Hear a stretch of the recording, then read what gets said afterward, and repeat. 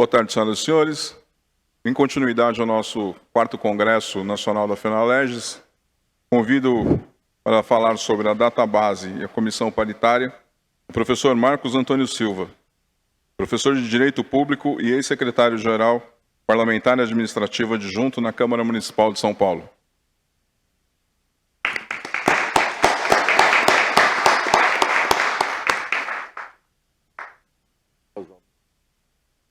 Passo a palavra ao presidente da Câmara Municipal de Birigui, César Pantarotto.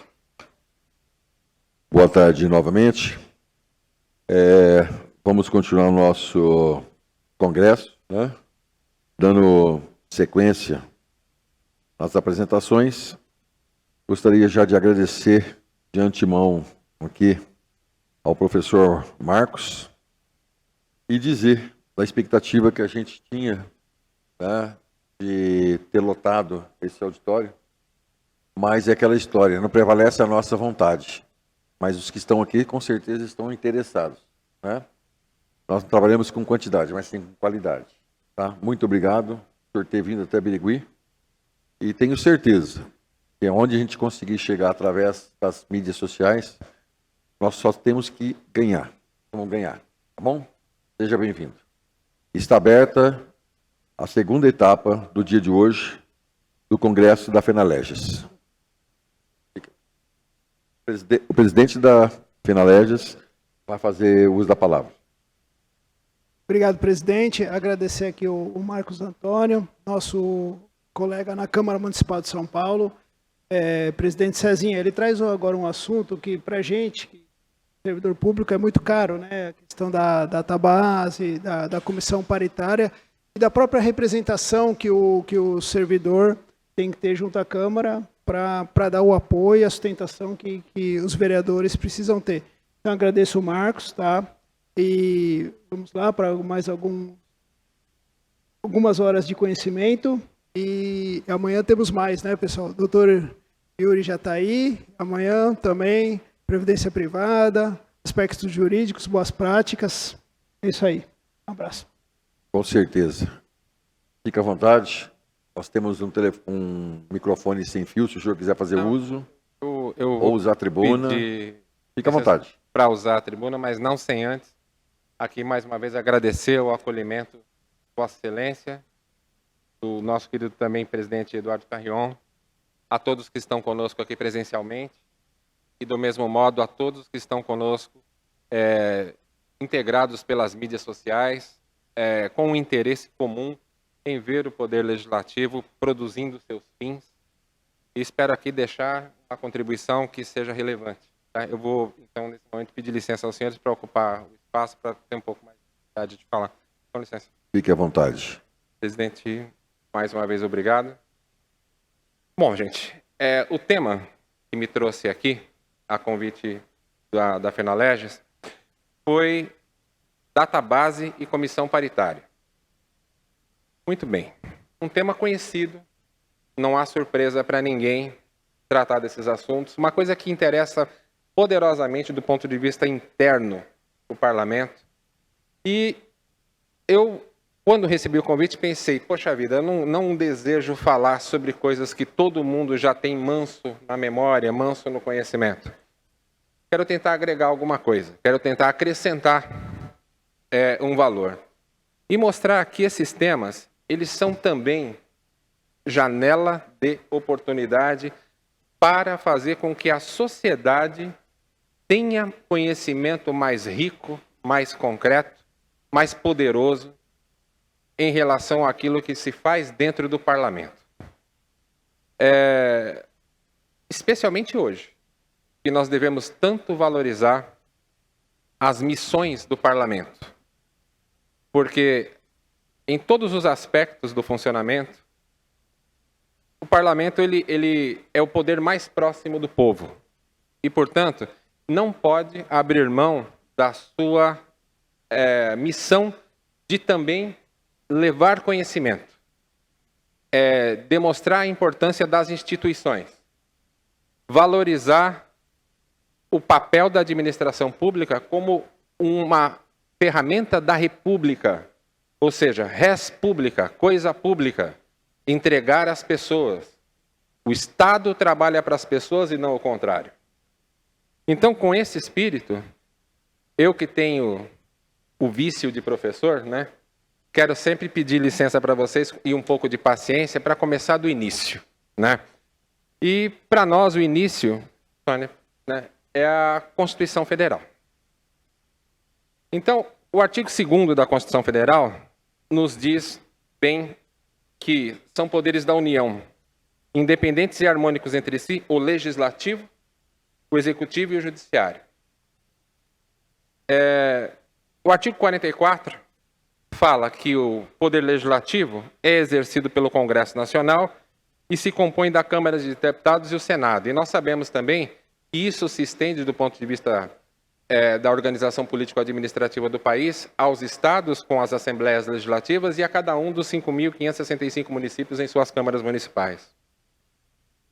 O Poder Legislativo, como eu faço um recorte de doutrina para vocês, possui o seu próprio orçamento, tem seus recursos reservados pela lei orçamentária, elaborada e consolidada pelo Poder Executivo, para que possa ele, Poder Legislativo, possa exercer suas legislaturas e os seus principais papéis, quais são? Divididos em legislar, fiscalizar e representar os eleitores.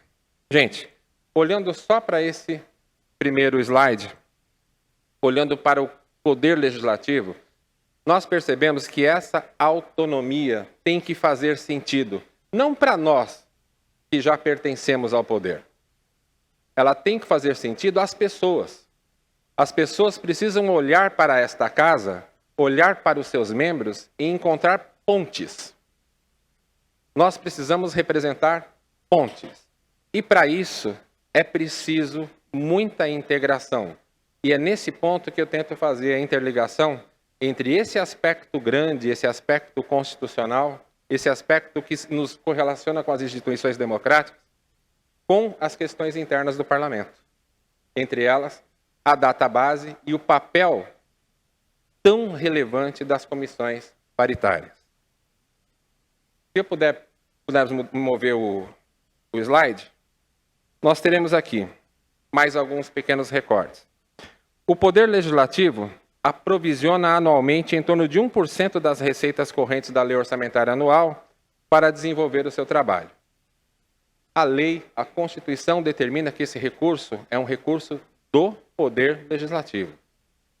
Deve ser por ele, independentemente, ser utilizado para os fins que a Constituição desenha como missão do Poder Legislativo. Eu começo a pavimentar esse ponto para chegar lá na frente na comissão paritária e estabelecer um parâmetro. O gasto com pessoal, gente, consome a maior parte do que compõe a despesa permanente do Poder Legislativo. Alguma surpresa? Nenhuma surpresa. Porque o capital do Poder Legislativo é representado pelas pessoas que o compõem. Tanto os vereadores, os parlamentares, aqueles que foram escolhidos pelo povo, mais que desenhado no parágrafo único do artigo 1º da Constituição, o poder emana do povo e em seu nome é exercido por representantes eleitos ou diretamente nos termos desta Constituição, mas sempre que o faz diretamente nos termos dessa Constituição, não faz sem o parlamento. O parlamento é preciso para tudo. O parlamento é realmente a ponte que integra a sociedade, a pessoa, o homem comum e as instituições. O gasto, eu disse mais uma vez, o gasto com o pessoal consome a maior parte. Isso faz todo sentido, porque é preciso construir essas estruturas. E aí, eu coloquei ali uma polêmica. Vejam lá, o gasto com o pessoal em geral, e especialmente o gasto com o assessoramento dos mandatos legislativos, recebe uma atribuição genérica, pouco discutida, pouco conhecida, desqualificada muitas vezes, errônea, de privilégio indevido. Eu digo a vocês, de gasto abusivo, ou seja, o que se gasta dentro da Câmara, poderia não ser substituído por menos impostos? Não poderia ser transformado em outros serviços? Será? Foi isso que pensou o legislador constituinte? Claro que não. Claro que não. Então, nós temos essa polêmica e essa é uma coisa que nós precisamos enfrentar. Essa questão, essa dignidade que nós precisamos exercer em face das pessoas.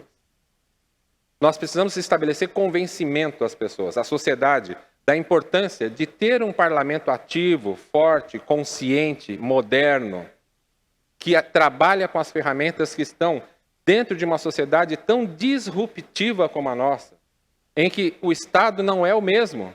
O Estado deixou de existir na forma como nós conhecemos há pouco tempo atrás. Hoje, a administração pública está na distância do teclado de um celular. As distâncias foram encurtadas. A comunicação se estabelece entre a tela e o olhar. Então, isso precisa ser muito visto, isso precisa ser ressignificado. E uma parte importante desse papel é nossa. Então, lá vou eu. Como eu não nasci para ser unanimidade, né, eu provoco. Eu quero usar o meu tempo aqui, mais uma vez me sentindo muito honrado pelo acolhimento, presidente Carrion, para fazer provocações. Eu acho que nós temos que nos mexer no lugar de onde nós estamos. Eu coloquei uma frase. Isso enfraquece a imagem pública do Poder Legislativo. Ou seja, nós vamos ser sempre um local, olha ali a Câmara, onde há privilégios. Onde há privilégio. Não há privilégio, aqui há trabalho. Aqui há missão. Aqui há instituições. É muito importante, eu digo, consolidar a imprescindibilidade da atuação do Poder Legislativo para consolidar a institucionalidade do Estado de Direito. O regime democrático depende disso. Presidente, lá em 1988, o legislador constituinte, para entregar a Constituição, ele escreveu um preâmbulo. Né? E no preâmbulo, eu sempre brinco com os alunos. Quando o legislador quer falar, ele fala até a vírgula. Ele coloca a ideia dele até a vírgula. Depois ele conta o resto. E no preâmbulo, o legislador constituinte disse o seguinte: nós, representantes do povo brasileiro, reunidos em Assembleia Nacional Constituinte para instituir um Estado democrático. Aí ele respirou. Aí ele pôs a vírgula. A missão é essa. A missão do Legislativo é sim, preservar o Estado de Direito. É fazer com que o regime democrático, a liberdade e a impessoalidade seja um caráter geral. Tenha uma importância significativa, representativa, de convencimento da pessoa mais simples à pessoa mais influente numa comunidade. Nós temos que ter pontos de partida, lugares comuns de raciocínio. Então, esse tema deve fazer parte permanente da nossa pauta. Falar de database, falar de comissão paritária, não é falar de salário, é falar de tudo isso, segundo a minha leitura após 44 anos de serviço público, todo ele dentro do parlamento. Eu sei que eu surpreendo vocês quando eu digo que são 44 anos de parlamento, porque muitos de vocês não estão dando isso de idade, né? Porque, afinal de contas, esse gestinho de menino, né? Mas é mentira, né? É mentira. Gente, Tânia, por favor. Com a database, nós temos aqui, mais uma vez, didaticamente, separando em alguns pontos, tá? Definição. O que é uma database? Período do ano destinado à correção salarial e revisão de condições de trabalho, especialmente por acordo, convenção, dissídio coletivo da categoria profissional.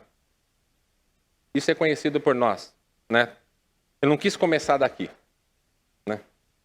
O profissional do legislativo como uma espécie do gênero servidor público.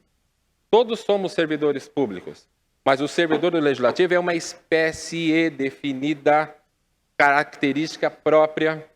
E aqui eu digo, é um profissional especializado. Compõe-se o profissional do legislativo de uma carreira típica de Estado. Nossa função não é delegável. Nossa função tem que ser exigida pela prestação direta. Isso é importante. Deve manter atualizados os meios para exercer a sua competência. Gente, desculpem, hoje é mesmo 14 de setembro de 2022, não é isso? Século XXI, terceira década.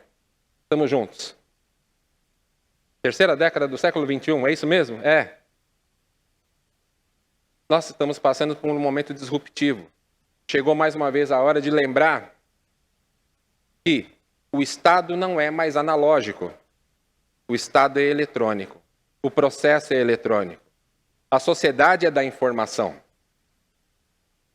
O Poder Legislativo precisa se conformar a essa realidade e exigir concentração de esforços no sentido de que seja aparelhado, equipado, disponibilizado com capacidade para devolver à sociedade pelo meio mais rápido.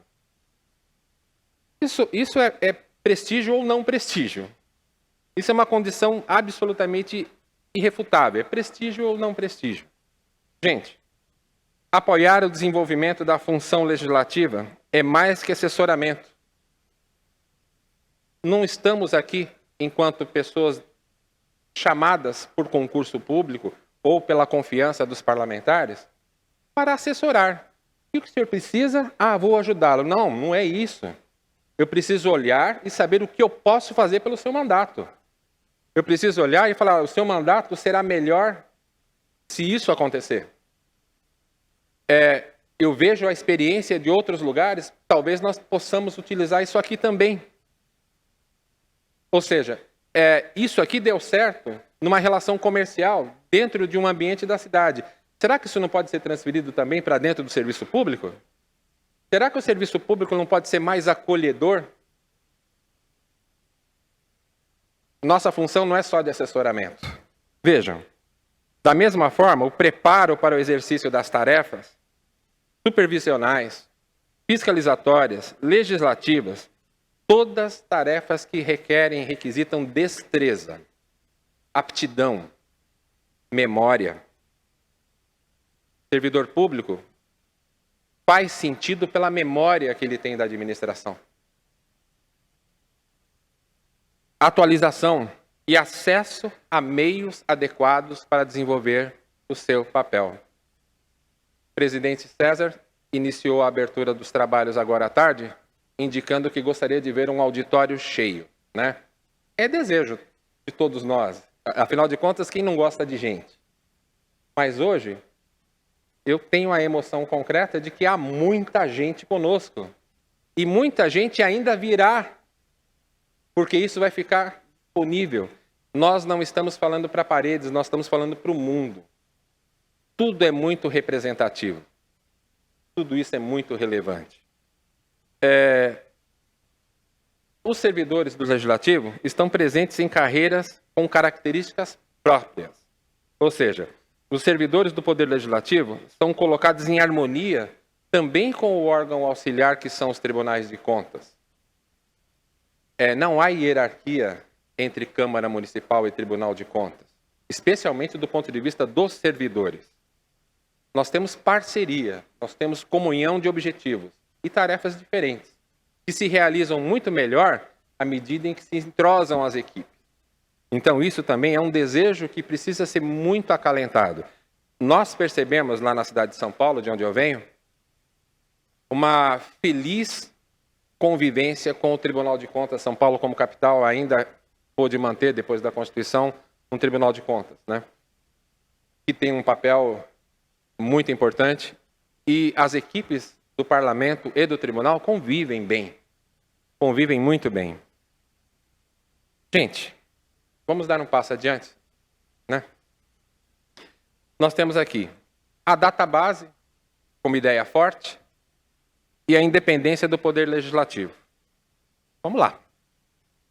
Auto-organização, artigo 2º da Constituição Federal. Eu tenho um apreço muito grande pela doutrina do ex-ministro Aires Brito, do Supremo Tribunal Federal. E ele tem falas, como professor, mais do que como juiz, ele tem falas que são extremamente calorosas. Entre elas, ele diz assim: a Constituição é uma casa arrumada. Constituição é casa arrumada. Então, o legislador constitucional disse que os poderes são independentes e depois harmônicos. A harmonia só existe à medida em que nós somos independentes. Não existe hipótese de harmonia republicana sem que se garanta a independência do poder. Então, vamos lá. Um primeiro ponto, um tema que nem sempre é simples, mas que é alguma coisa que naquela hora que a gente fecha os olhos, tem que pensar. Atribuições típicas do poder legislativo. Funções típicas nas atividades legislativa, supervisional e de fiscalização. Muitas vezes, eu já vi isso muito, né? Nesses anos todos que eu estou na Câmara, conversei com tantos vereadores, colegas seus lá da capital, que às vezes de uma forma assim, fora do microfone, né? Num ambiente de entrosamento, poxa, mas para que serve vereador se eu não posso propor uma matéria desse tipo? Eu não tenho iniciativa para nada. Tudo é iniciativa do Executivo. Aí a assessoria olha e fala, vereador, calma. O senhor pode muito. O senhor pode outra. O senhor pode e pode de turma. O senhor pode formar maiorias. O senhor tem fala, o senhor tem pressão. O senhor tem uma capacidade que precisa cada vez mais ser fortificada. Então, a função legislativa, apesar das restrições da iniciativa de leis, por conta do gasto público, do exercício orçamentário, né, que limita a atividade de iniciativa de leis, ele compreende uma série de coisas na formação da política pública, do aprimoramento, do diálogo com o Poder Executivo, fundamentalmente. A função supervisional também é muito importante, porque ela justamente cuida desse diálogo permanente entre as instituições. E a função fiscalizatória, que acontece no âmbito das comissões parlamentares de inquérito, das comissões temporárias, das comissões de estudo, né? Essa contribuição, essas autonomias, a voz das minorias, né? A comissão parlamentar de inquérito como uma voz de minorias, ou seja, tudo isso fortalece o regime democrático, fortalece realmente a vida social e dá espaço realmente para que a vontade da maioria seja preservada e mantida. Uma outra coisa importante, agora sim olhando um pouco para nós outros, trabalhadores do Poder Legislativo. Características do trabalhador do Parlamento. Como a maior parte dos trabalhos se comunica com a atividade fim, ou seja, com a atividade fiscalizatória e legislativa, o trabalhador é um trabalhador especializado. Ou seja, ele tem elevado nível de formação e especialização. Esse trabalhador, ele acaba ganhando, ao longo da experiência da vida dentro do parlamento, capacidades e sensibilidades que muito dificilmente serão encontradas fora do parlamento. Há, por exemplo, uma atração muito grande dessas consultorias, dessas grandes consultorias, em buscar no parlamento pessoas que têm essa aptidão, que têm essa vivência, que têm essa capacidade de enxergar meandros, locais de contato, que podem prejudicar uma ideia por conta do toque indevido num ponto sensível, né? Quem está na sua posição hoje faz isso quando acorda até a hora que dorme, né, presidente? Ou seja, a sua maior preocupação não é com a ideia, é onde ela vai tocar e se tornar sensível, né? Então, isso é uma coisa muito relevante e nós temos, naquele campo do assessoramento, o dever de fazer isso, o dever de ajudar. Por isso, nós somos especializados. Por isso, nós temos uma experiência muito relevante. Mas, as funções permanentes e comissionadas. Olha, aqui é outro lugar péssimo para falar. Porque tem um mito lá fora que nós temos que desconstruir. As carreiras permanentes, elas são formadas por concurso público. Até aí, todo mundo aceita, é mérito, qualificação.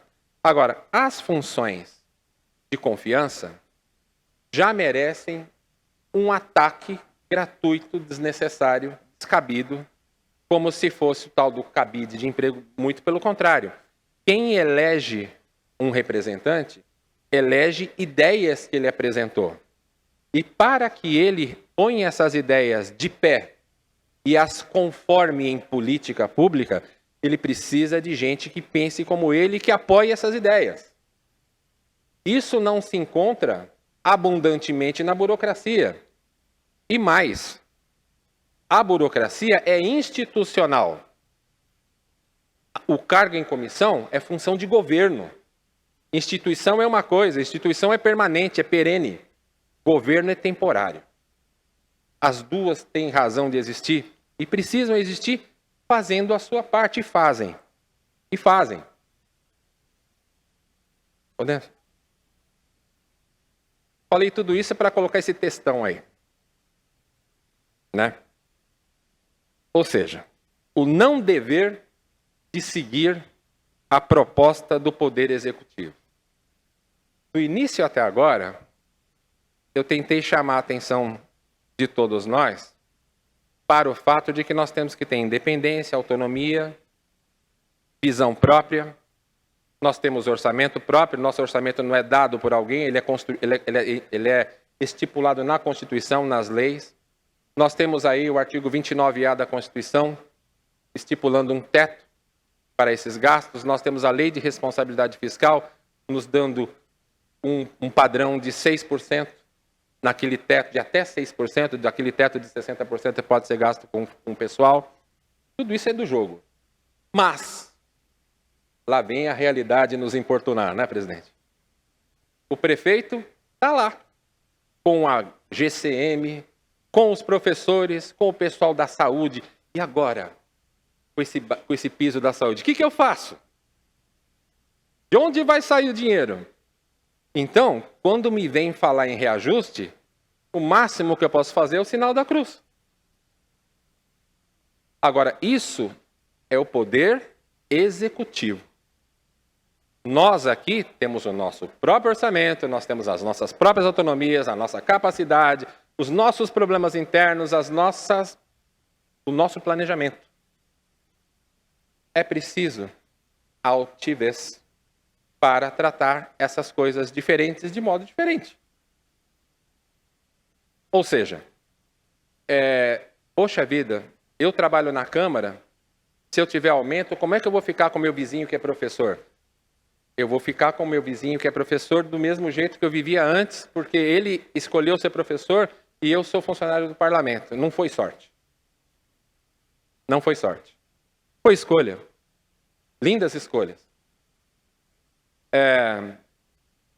O que acontece no Poder Executivo depende de um equilíbrio macroeconômico, depende que o país cresça em números razoáveis por uma sucessão de anos. Nós temos que ter trabalho, nós temos que ter diminuição do desemprego, nós temos que diminuir a quantidade de desalentados. Tudo isso faz com que o país cresça, que o país gere riqueza. E quando isso acontece, o Poder Executivo adquire as condições para valorizar os seus trabalhadores. O prefeito tem a ferramenta dos abonos, das gratificações, ele tem manejos que ele pode fazer. Agora, enquanto tudo isso acontece, nós outros temos outras questões. Nós temos que reconstruir softwares, nós temos que nos aproximar da população, nós temos que participar, inclusive, desse processo que ajude o prefeito nessas outras áreas. Nossa questão aqui tem que ser tratada com independência. Por isso que, no slide anterior, eu disse aos senhores, vamos começar pela Constituição. Os poderes, segundo a memória do nosso querido ministro Aires Brito, primeiro os poderes são independentes, depois harmônicos. Primeiro independentes, depois harmônicos. Isso é uma tarefa. Eu disse para vocês nesse texto aqui, um ponto que cerca o tema é uma suposta tradição, que eu coloquei entre aspas, das câmaras municipais seguirem a política salarial e de atualização da remuneração do serviço público originário do Poder Executivo. É algo que ocorre como extensão da influência de lideranças de governo sobre membros do Legislativo a pretexto de consolidar a coalizão, de manter esse sistema e esses trabalhadores uniformemente em paz. Colocar todos num pacote só é um erro, Porque quando isso acontece, perde o parlamento, enfraquece o parlamento e o parlamento aí corre o risco de se colocar de joelhos. Aí jamais haverá harmonia, porque primeiro foi perdida a independência. Quando isso há, o que na verdade acontece é renúncia de poder. Isso deve ser convencido aos parlamentares, oferecendo a todos os argumentos que diferenciam os serviços legislativos e dos tribunais de contas dos demais, em igual medida como fazem magistrados, como fazem os membros do Ministério Público, como faz a advocacia pública, amparada na separação de poderes. Ninguém os questiona. Não dá nem meio-dia de jornal. O principal argumento em favor da análise em separado está na capacidade de autodeterminação do poder legislativo e dos tribunais de contas nesse campo. Elaborarem seus orçamentos, assim como fazem o Judiciário, o Ministério Público e a Advocacia Pública. Gente, temos mãos apertadas aqui, né? Nós temos aqui a necessidade da representação do diálogo, a representação efetiva de uma comunhão de interesses, todos apontados para o interesse público. Porque o maior interesse em tudo isso é o interesse público. Nós temos que ser capazes de traduzir isso em atos. Temos que ser capazes de traduzir isso em gestos, em ações. Momento em que eu busco essa primeira articulação de database para, agora sim, fazer a segunda provocação, a missão da comissão paritária. A comissão paritária não deve ser amiga, colega, tapinha nas costas, não. Ela tem que, de fato, ser uma entidade que questione, que ajude a pensar, que tenha altivez, que se sente à mesa, porque tem lugar à mesa, não é favor. Que fale educadamente, que tenha bom senso. A comissão paritária, naqueles que representam o interesse dos agentes públicos, dos servidores públicos, também deve reconhecer alguns limites. Deve reconhecer limites que não são só econômicos, orçamentários, são limites também políticos. Nós não podemos colocar tudo a perder olhando só para um resultado. Nós devemos nos reconhecer. Comissão paritária, para mim, presidente, caros amigos, comissão paritária, para mim, é uma comunhão de esforços. É uma comunhão permanente de esforços. É uma inteligência viva. E quando eu uso a palavra inteligência, eu quero sim me referir à capacidade de compreender o todo. Porque nem todas as dificuldades que nós trazemos do passado, inclusive do ponto de vista salarial, poderão ser reavidas num único processo, numa única sentada. Nós devemos construir isso ao longo de um planejamento. Nós temos que ter agenda. Eu acho que isso é um aprendizado que as consultorias, e especialmente nós percebemos nos parlamentos europeus, uma fonte muito importante. Ou seja, construir agenda. Lembrando que a palavra agenda não significa nada que deva efetivamente ser cumprido naquele tempo. A agenda é um ponto que precisa ser enfrentado. Agora, em que momento isso vai acontecer?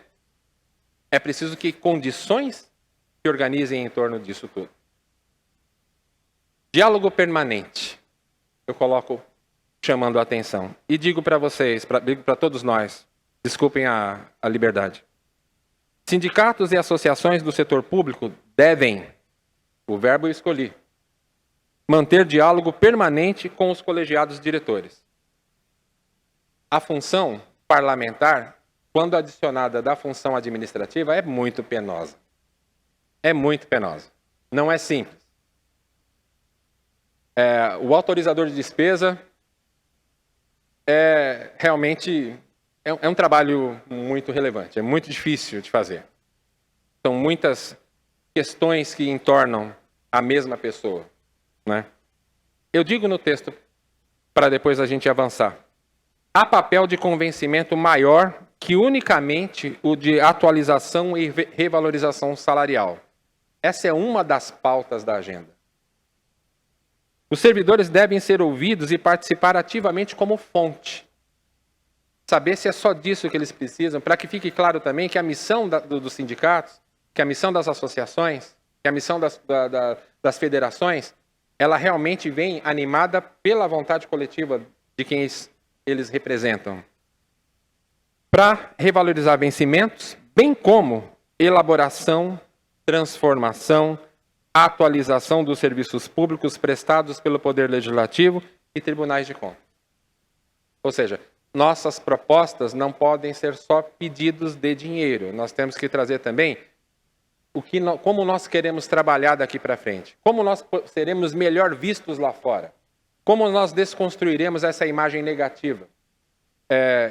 Tem um neologismo que eu peço muito respeito à pessoa que deu causa a ele, né, que é o apresentador da Atena, da televisão, que é bem interessante. É preciso que a gente promova uma desdatenização. O que é desdatenizar? É tirar aquela imagem de que funcionário público é vagabundo, que funcionário público é um encosto, que funcionário público é despesa. Nós temos que desconstruir isso com ações. Nós temos que construir isso com diálogo, com uma demonstração de união entre partes. Vejam, eu sigo aqui. Pedir o possível e demonstrar reconhecer limites também é papel dos representantes dos trabalhadores. Isso é honesto. Isso é pro bono. Dever de demonstrar também a participação dos servidores na melhora dos números e de acréscimo da qualidade de entrega dos serviços públicos. Ou seja, nós merecemos, olha aqui o que nós fazemos. O ingresso disruptivo, essa palavra nova, tão bacana, né? O que é disrupção, gente? Disrupção é fazer de novo. Disrupção não é sinônimo, disrupção não é sinônimo de revolução. Disrupção é fazer de outro jeito. Nós estamos na sociedade da informação. A sociedade da informação não nos dá alternativa, ela quer que seja feito de outro jeito. A sociedade quer. Desde que isso aqui foi criado, teimar contra ele, lutar contra ele, é causa perdida. No início da nossa conversa de agora, eu lembrei uma fala que a distância entre a administração pública e o administrado é o teclado, é o dedo no teclado, é o olho na tela. Essa é a distância. Então, o serviço público é prestado a partir de novos parâmetros. Vejam, o ingresso disruptivo das tecnologias de informação na administração pública obriga a atualização e muitas vezes, readaptação dos agentes públicos, além da revisão de organogramas de carreiras e das estruturas administrativas. O servidor do legislativo precisa contribuir. Ele precisa saber como ele ocupa melhor aquele espaço. Ele não pode olhar aquela imagem tão tenebrosa do paletó na cadeira.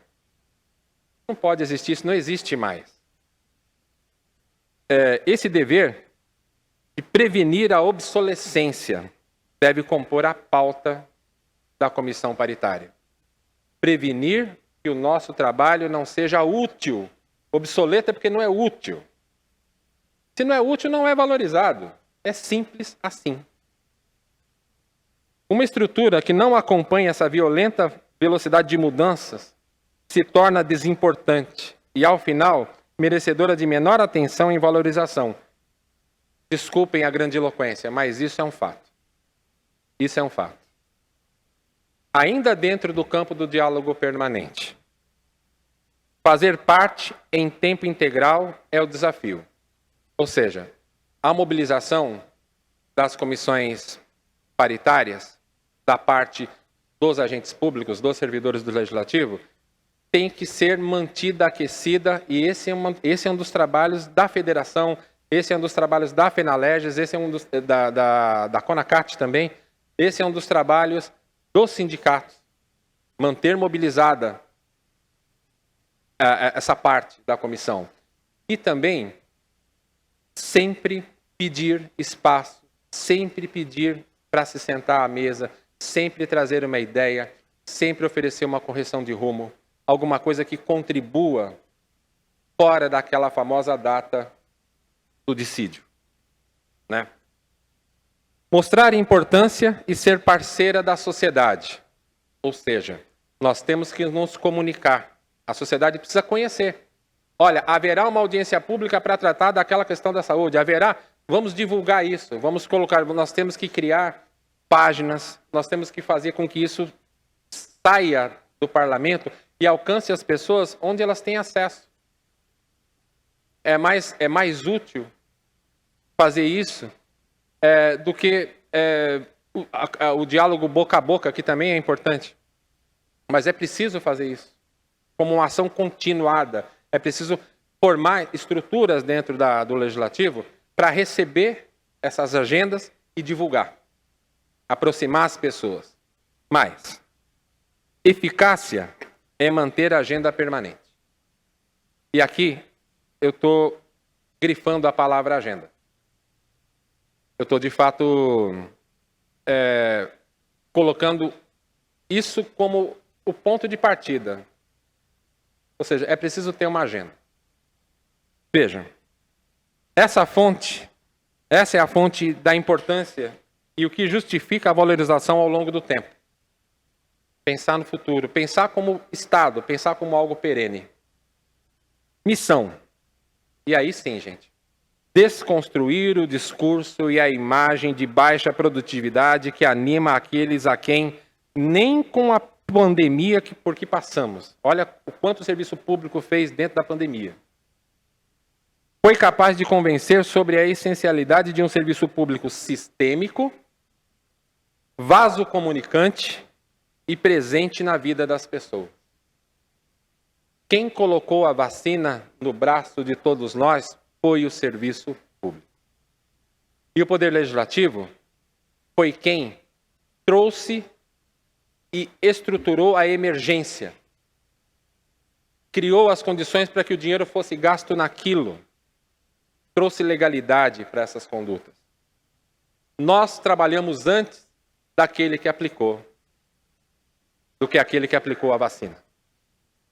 Não fôssemos nós, talvez eles não tivessem feito o seu trabalho. E aqui, as comissões paritárias devem adaptar o significado para o serviço público, haja vista que, se não cabe ao nosso setor utilizá-la, por exemplo, para participar de lucros de empresas, isso não é próprio serviço público, ela deve corresponder à conquista do respeito público, à valorização do servidor, não só economicamente, não só no seu salário, mas no seu prestígio público. Ter orgulho de sair à rua com o crachá da Câmara de pendurado no peito.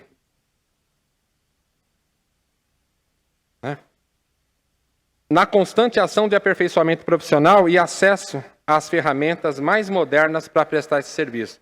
E essas ferramentas mais modernas são, sim, ferramentas informacionais. É preciso fazer com que a Câmara, com que o Parlamento saia pelo ar. Democracia.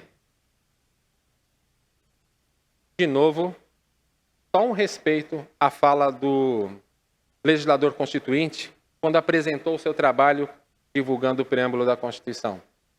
Nós, representantes do povo brasileiro, reunidos em Assembleia Nacional Constituinte para instituir um Estado democrático. Este é o ponto de partida. A democracia, e na avaliação das datas base, da conduta das comissões paritárias, é representada por aquele aperto de mãos, é representada pelo diálogo, pelo respeito, pelo reconhecimento de limites, todos os lados. Isso é subproduto do convencimento interno, intestino de nossa parte, sobre o valor de preservar o regime democrático.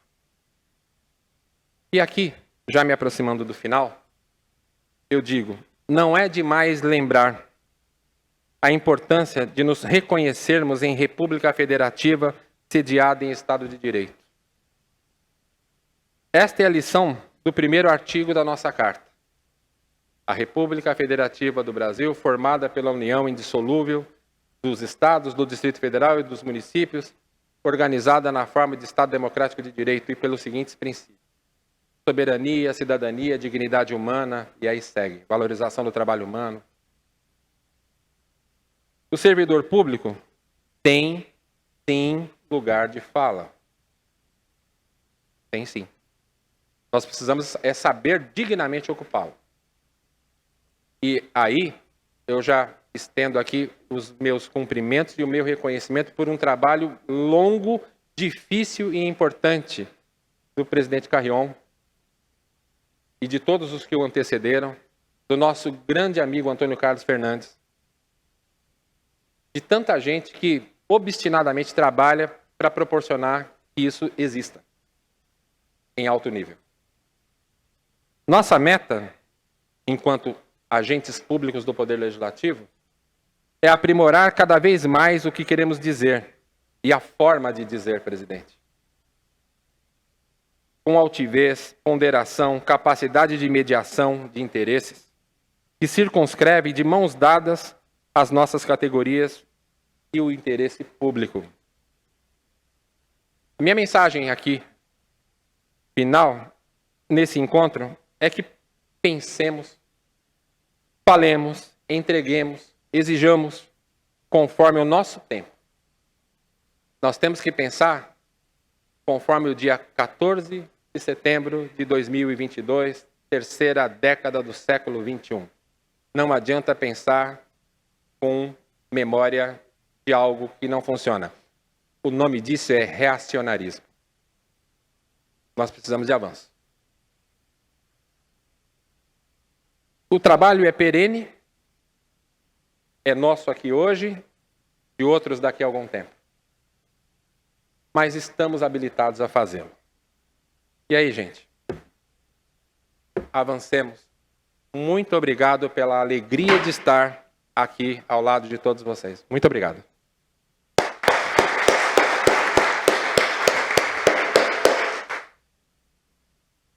Ô Marcos, deixa eu aproveitar, agradecer primeiro, e te colocar um questionamento que eu gostaria que você discorresse mais um pouco. A FENALEGES, presidente, foi convocada pelos servidores da Câmara Municipal de Guarulhos para ajudá-los a formar um sindicato, servidores da Câmara.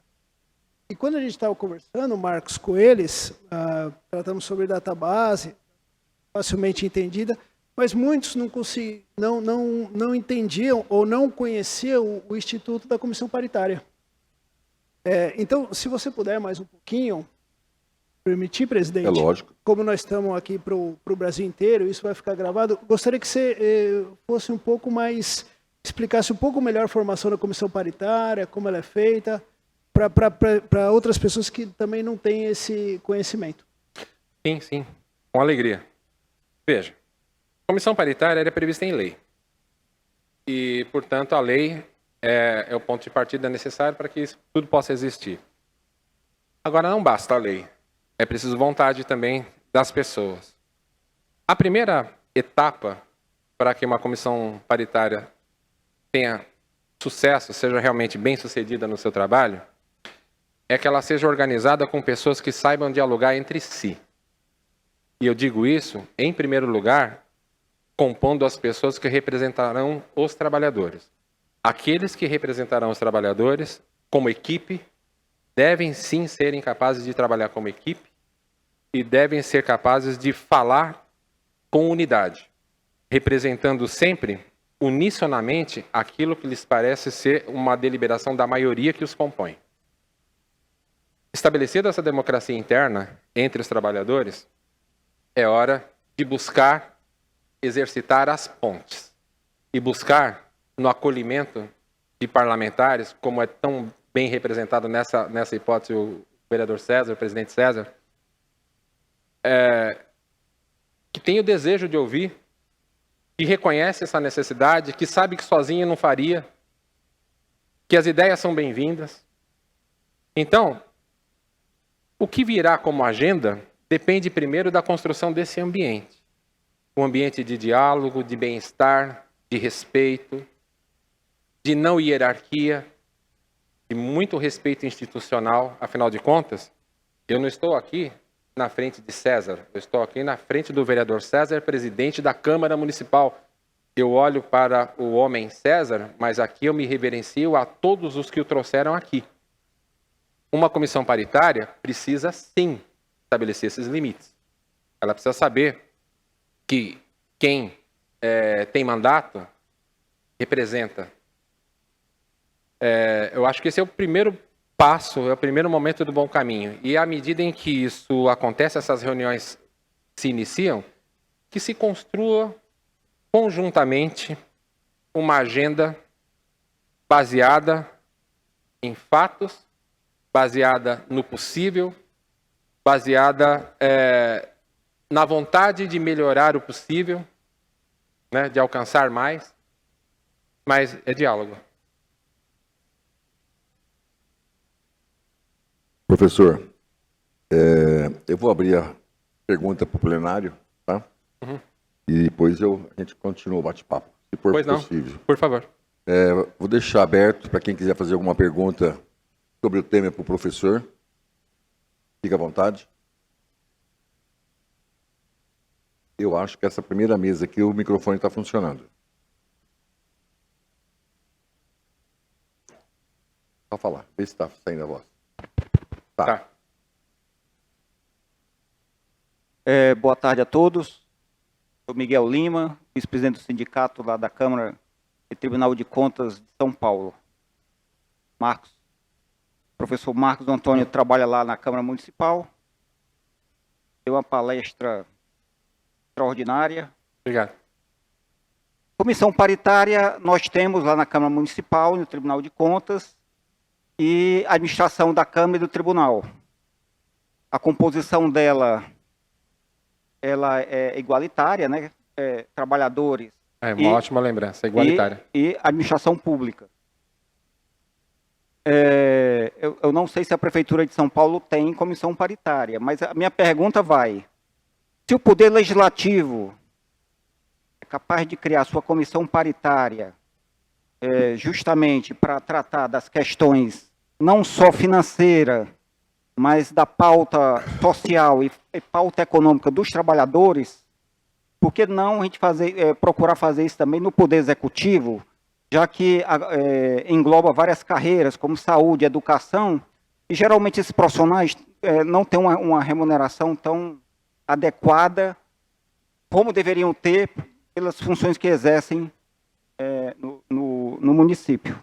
Essa é a minha pergunta, professor.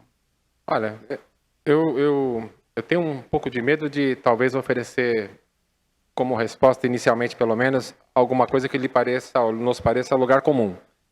Mas, para que isso aconteça no âmbito do Poder Executivo, é preciso, antes de qualquer coisa, um procedimento de educação. Eu vejo na cidade de São Paulo, presidente, lá é muito grande, né? E eu conheço algumas situações em que sindicatos não dialogam entre si. Eu tenho, às vezes, duas lideranças na educação que, se colocadas na mesma sala e apagar a luz, só sai uma. Ou nenhum dos dois, né? Ou nenhum dos dois, né? Eu acho que em grandes estruturas, como cidades de médio e grande porte, isso é bastante mais difícil de fazer e depende primeiro de um processo de convencimento, de educação, de visita, de escolha dessas pessoas que sejam capazes de ser ponderadas, né? Agora, olhando para a ideia e o pensamento do Miguel, eu reconheço que em cidades menores isso já é muito mais possível. A temperatura nas relações interpessoais, ela costuma ser mais baixa.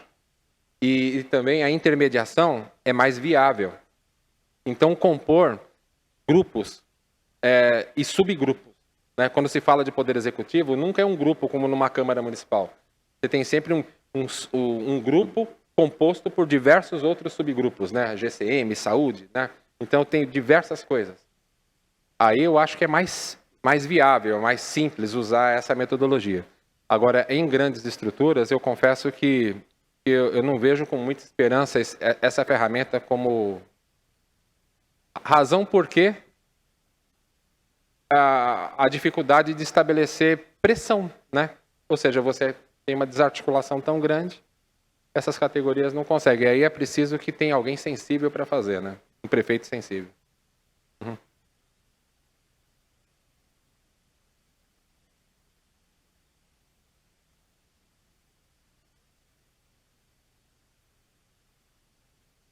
Aperta o botão. O preâmbulo vai ser mais curto, vai ser mais exíguo. A sua preleção, primeiramente, parabéns pela sua preleção, eloquência e clareza na fala. Obrigado. Parabéns também novamente ao presidente da casa, que fez um esforço muito grande para que esse evento ocorresse, ao Joaquim Gomes, etc. As falas que foram ditas aqui, acho que são importantes. Só uma observação antes de fazer a pergunta, aí vou dar a César o que é de César. Dentro da estrutura sindical, existem as tendências que na democracia existem em função até desta. Tem razão.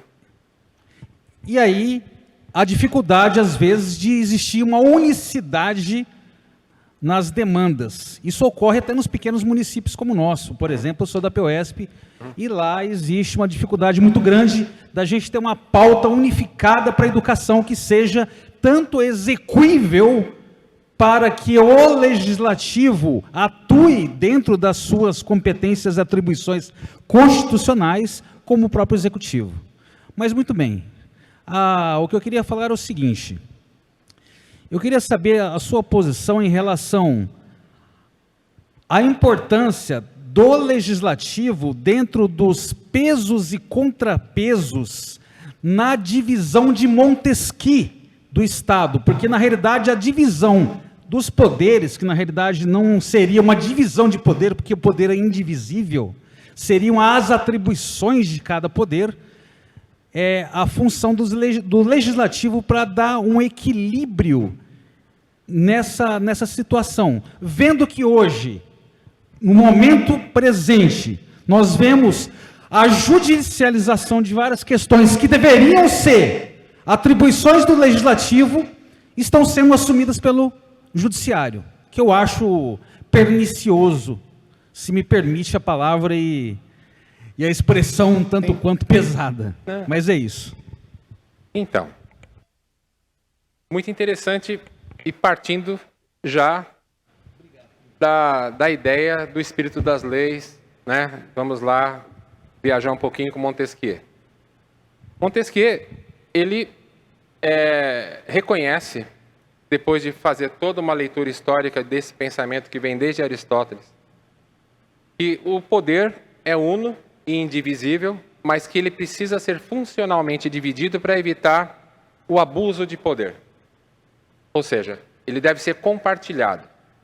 Dentro dessa regra de compartilhamento, as constituições modernas estabeleceram o funcionamento do exercício do poder através de 3 poderes. O poder executivo, encarregado dos serviços públicos. O poder judiciário, encarregado de dar a prestação jurisdicional, de dizer o direito. E o poder legislativo, de legislar e fiscalizar os atos do poder executivo. Qual é o papel no sistema de freios e contrapesos? Olha, aí eu vou pedir um salto e também não vou significar com o mesmo peso 2 autores. O colega traz Montesquieu e eu vou trazer Sérgio Abranches. Sérgio Abranches é autor de um livro muito relevante chamado Governo de Coalizão, onde ele reconhece, a partir da nova república, então nós vamos trazer uma fala para muito perto de nós, e em que fica uma situação em que está problematizada por conta do próprio exercício do poder, essa ideia da formação de maiorias parlamentares para dar suporte às políticas do poder executivo. Se isso acontece com independência e altivez, nós temos sim o artigo 2º da Constituição realizado adequadamente. Primeiro independentes depois harmônicos. Eles são, sim, harmônicos, e nessa vigilância, sim, tudo se torna mais simples, mais objetivo. Agora, se essa coalizão se estabelece através de mecanismos, eu diria, de baixa capacidade de representação republicana, para não dizer outros nomes, estou me esforçando, né?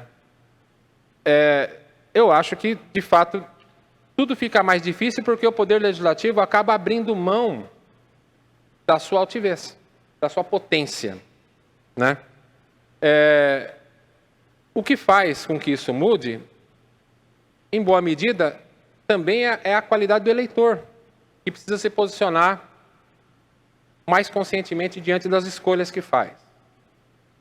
Mas também não vou colocar a culpa no eleitor, né? É preciso que a representação se enxergue dentro daquilo que é de fato seu papel, dentro da sua importância, dentro da sua relevância e das suas competências, né?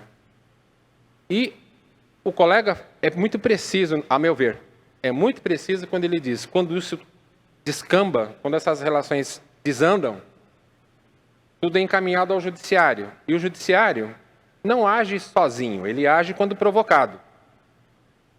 E quando ele é provocado, ele judicializa.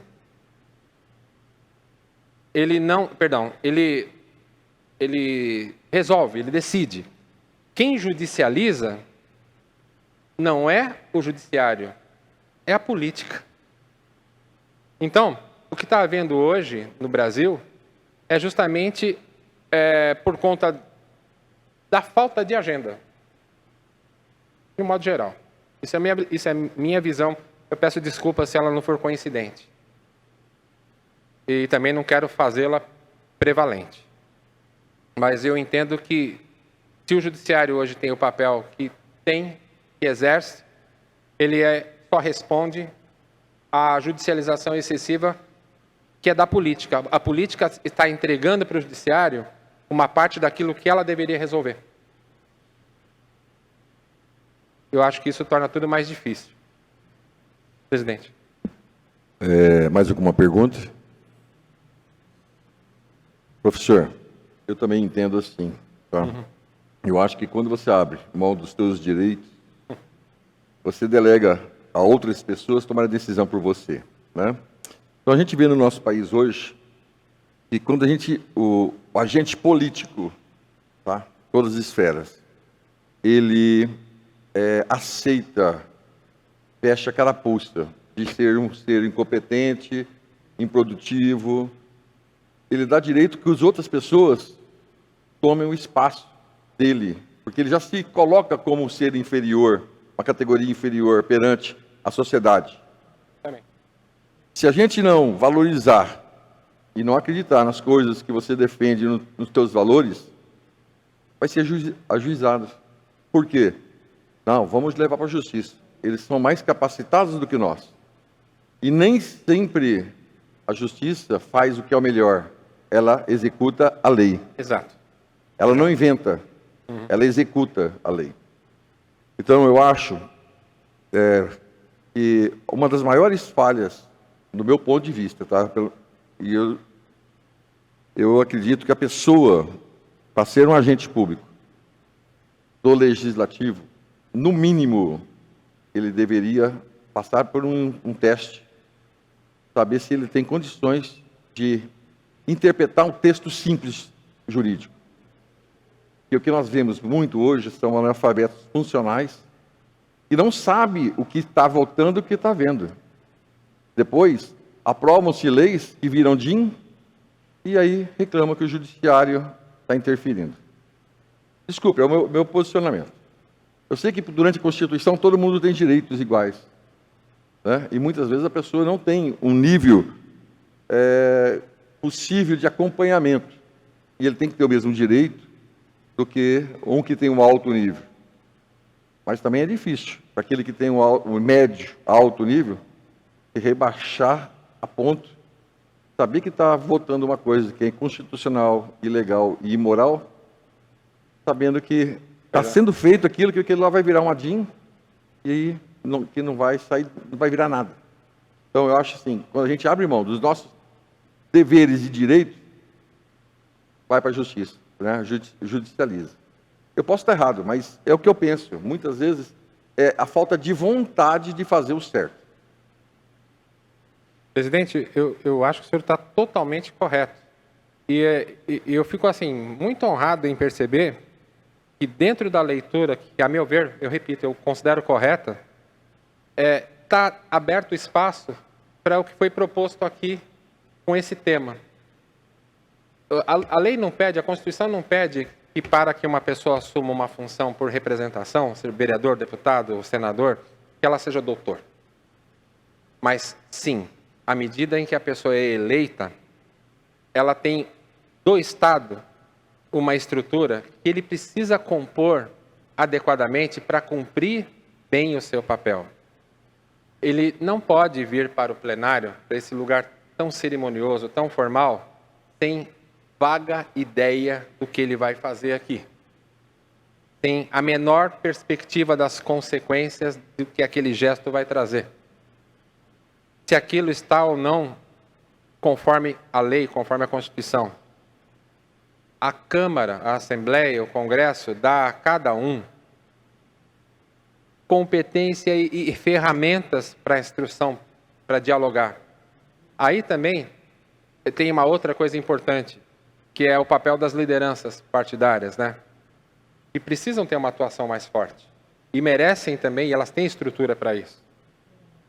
E, por último,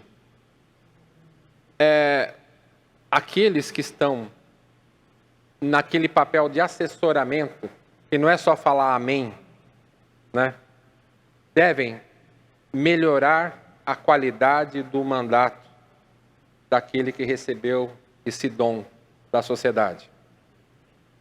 Só assim, presidente, eu imagino que nós conseguiremos melhorar a qualidade da democracia. A democracia ela precisa melhorar na sua qualidade. Mas aí tem uma coisa que eu não me sinto à vontade para falar, porque eu nunca representei pessoas, né? Eu nunca participei de eleição. Eu não me sinto digno, porque não tive o voto. Mas como cidadão, eu imagino que é preciso também que o exercício do mandato aconteça a partir de um plano de maior humildade, de reconhecimento de limites por parte daquele que recebeu o dom. Isso aqui eu leio e entendo, isso aqui eu leio e não entendo. Quando eu leio e não entendo, eu não finjo que eu sei. Eu tenho que procurar saber o que está acontecendo, né? Então, palavras ditas por alguém que não tem a dignidade para pronunciá-las, eu peço desculpas, né? E aqui digo que isso sai da minha boca como opinião de uma pessoa comum do povo. Concordo com o que o senhor está dizendo, né? E entendo também. Só que isso a gente vai construir. Sim. A gente constrói discutindo, parlamentando, com muita humildade e, acima de tudo, sabedoria. Sim. Porque se você prevalecer, quiser impor, você quiser determinar, a coisa não acontece. Não acontece. Não acontece. Então, por isso que quando o senhor falou de 2 sindicatos se fecharem numa sala, apagar a luz, um vai sair, né? Muitas vezes eu acho que os 2 vão ficar lá dentro, né? Porque quando eles atingem o seu interesse próprio daquele segmento, eles esquecem a coletividade, né? Enquanto a gente ficar pensando no próprio umbigo, a gente esquece Pois é. dos outros, né? Então nós temos que pensar no coletivo. Pois é. Porque sozinho a gente não faz nada. Nunca. Eu vou passar a palavra para o nosso presidente. Muito obrigado, presidente. Muito obrigado. Presidente, eu queria contar um caso. Na verdade, eu sou servidor do Tribunal de Contas do município de São Paulo, como o Moacir, o Marcos, o Miguel, são servidores da Câmara Municipal. E a gente tem eu considero um caso de sucesso, Marcos. A gente conseguiu montar um sindicato em 2 casas diferentes, né? Lógico que o tribunal tem a função de auxiliar a Câmara Municipal, dado que é o tribunal só do município de São Paulo, mas acho que a gente está indo bem nesse caminho, né, Marcos? Do diálogo. A gente pode ficar numa sala e sai todo mundo vivo, né? A gente Exemplo vivo de a gente tem Quando o uma... interesse é comum, Então, e tem esse... E a gente percebe esse desprendimento, muitas vezes, que é necessário para os dois saírem vivos, né? Esse caso que o senhor contou, agora há pouco, a questão da qualificação, do entendimento, é um outro ponto que o servidor pode ajudar muito o parlamentar, né, Marcos? É aí que também entra a função do servidor público para poder ajudar. E eu queria contar um caso muito especial que nós passamos em São Paulo. A cidade de São Paulo ela é muito vigiada. Assim, vigiada no sentido, a imprensa fica em cima, né, Marcos? O tempo todo. Existem diversas organizações sociais que cobram a prefeitura, cobram o legislativo. E a gente tem uma ONG em São Paulo chamada Rede Nossa São Paulo, que é muito atuante. Muito atuante, ela vai atrás, fiscaliza, cobra os planos plurianuais, como o Moacir estava dizendo. E essa ONG, ela tinha uma visão que ela acreditava que o Tribunal de Contas do município de São Paulo devia ser fechado. Ela falou, esse tribunal não serve para nada, é um gasto público, ele tem que ser fechado. Não sei se você sabe disso, Marcos. E o que aconteceu? Aí que entra a importância do servidor para defender a instituição. O nosso sindicato, o sindicato da Câmara e do Tribunal, convidou essa Rede Nossa São Paulo para explicar para que servia o Tribunal de Contas. O que a gente estava conversando com o Moacir, às vezes a Câmara, que é tão presente, às vezes as pessoas não sabem, imagina o Tribunal de Contas.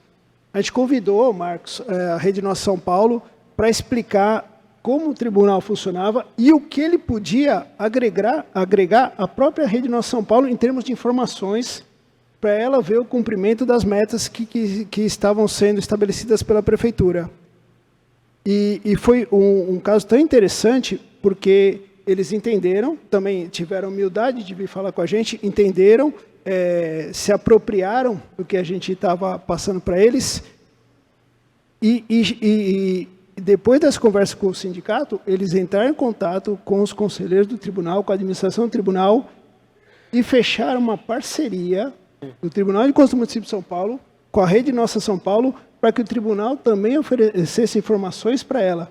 Então, o servidor, na qualidade de ter mais do que a questão financeira, econômica, mas defender a instituição democrática da Câmara, do Tribunal de Contas, ele participou para fazer esse movimento social perceber que não só ele não precisava fechar o tribunal, como ele podia utilizar muito bem os serviços. Então, é um caso que eu sempre levo, Marcos, porque foi uma mudança de visão que os servidores conseguiram passar para a sociedade.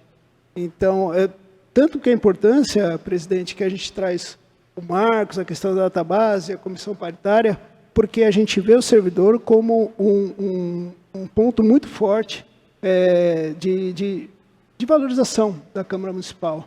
E, mais uma vez, agradeço o senhor por dar esse espaço tão democrático, né, Marcos, para a gente poder falar. Sensacional. Como eu disse hoje de manhã, aqui na Câmara, né, todos os nossos cargos são concursados, né, efetivos, tirando a parte de indicação política, que são os cargos de confiança, né? Mas a gente sente isso, essa dificuldade que tem de você... Porque quando você é gestor, você não é o vereador. Eu não falo por mim, eu falo pela instituição. Você deixa de pensar e agir como você pensa para preservar e responder pela instituição, por um todo. E a gente tem que ser o fiel da balança, né? Muitas coisas eu gostaria de falar que eu não posso falar se eu não ponho fogo aqui dentro, né? Então tem coisas que a gente tem que saber levar, né?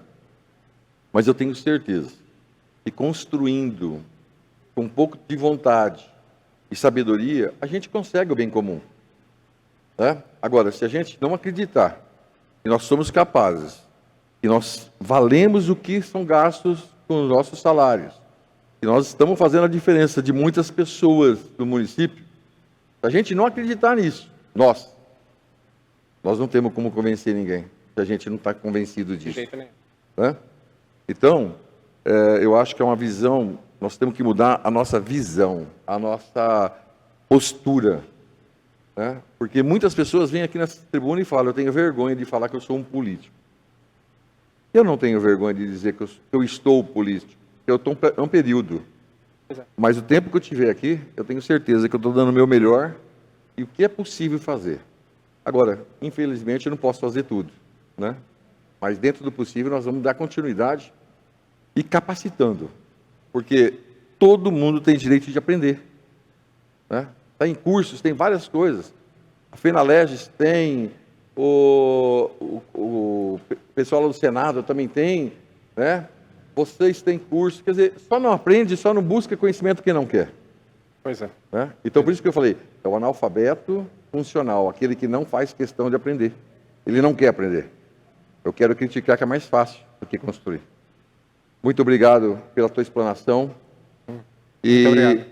gostaria, de coração, que o senhor levasse um abraço, tá, ao presidente da Câmara Municipal de São Paulo, né, da qual eu conheço, não tenho amizade, mas conheço bastante, e dizer que nós estamos aqui, nós somos uma casa com-irmã, e se a gente junto construir, tenho certeza, todo mundo vai ganhar.